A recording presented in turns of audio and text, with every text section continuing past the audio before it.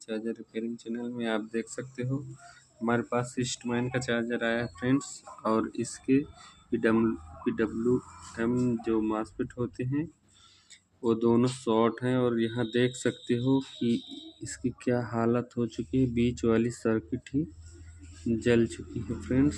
तो ये रहे हमारे मॉसफेट जो जल चुके थे। तो फ्रेंड्स अब ये दोनों हम मॉसफेट लगाएंगे 90N65।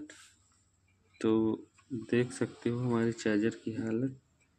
अब देखते हैं फ्रेंड्स हाँ ये चार्जर रिपेयर हो पाता है कि नहीं। तो वीडियो में बने रहें।